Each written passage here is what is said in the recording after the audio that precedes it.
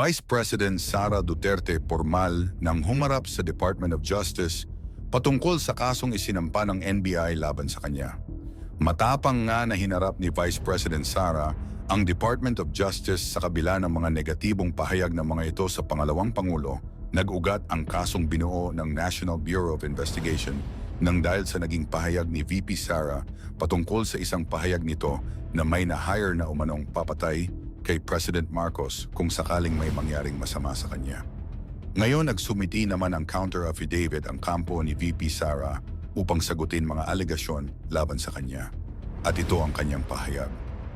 Mariin kong tinatanggihan ang mga paratang laban sa akin.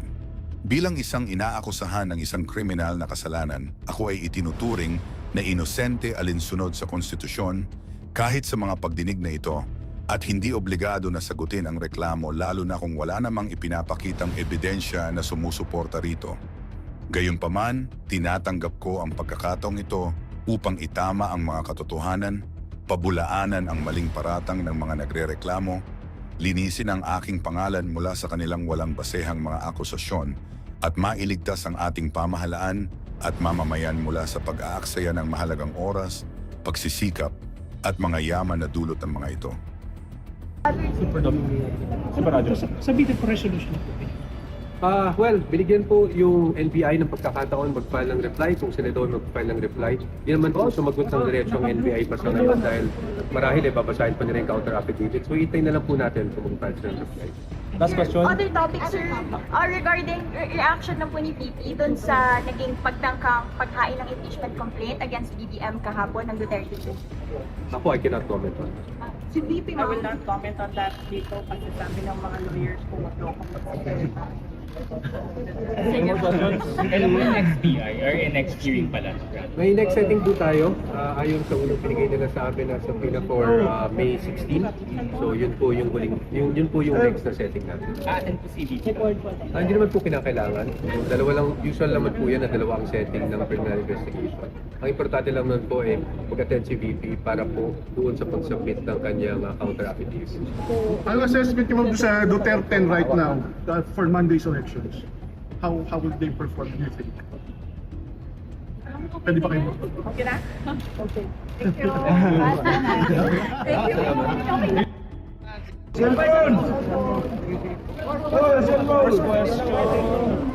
Ay, settle down muna. Are you guys ready? Okay. First question, Joel San Juan. Sir, ano pong nangyari Ay, sa Mads. ano pong nangyari sa PI po? Nag-file lang po ang ating Vice President. Nagsubmit lang po siya ng kanyang counter-affidavit laban dun sa complaint na inihain ng NBI.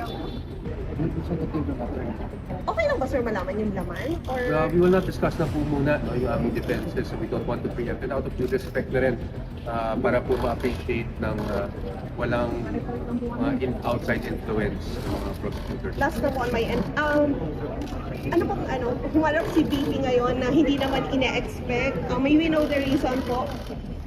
Consistent lang naman po ang ating Vice President. Parati naman po yung sinasabi noon na haharapin naman talaga niya sa mga tamang venue, no, yung mga binabatong mga accusations laban sa kanya, which ginawa niya today. Next Domingo. Ma'am, we were given dates to appear before. Bakit po? Oh, is it both? Mike. Mike. And how important is it for you to show that you are willing to appear as soon as possible? No comment. The lawyers will answer. Sinabi naman niya Atty. Coa kanina na gusto explain ang ating presidente na talaga naman ito pa rin yung sinabi niya noon na harapin niya yung mga paratang laban sa kanya. Ito naman yung patatatang ngayon. Ito na unang araw ng criminal investigation siya ay pag-agad at nagbigay ng kanyang counter-affidavit. Nalalakad siya nga ng mga kanyang mga dahilan kung bakit dapat hindi pagpatuloy at isusura na lamang ang mga paratang reklamo namin sa kanya. Yun lang po. Just the Secretary Remulla earlier said hours before you arrived said that he guarantees the due process for the Vice President. How confident are you with this statement, given that the Vice President has repeatedly mentioned that due process was not given in previous instances, not only to her but to her allies as well? Well, we expect due process. That's the minimum. No? We expect due process not just for the Vice President, pero kahit sino man lang na dumadaan sa preliminary investigation sa DOJ. We can only expect due process. Last two questions. Ma'am, due Jason. process, pero yung with the past experiences, do you expect due process po sa mangyayari ngayon? Sabi ng mga abogado ko, wag daw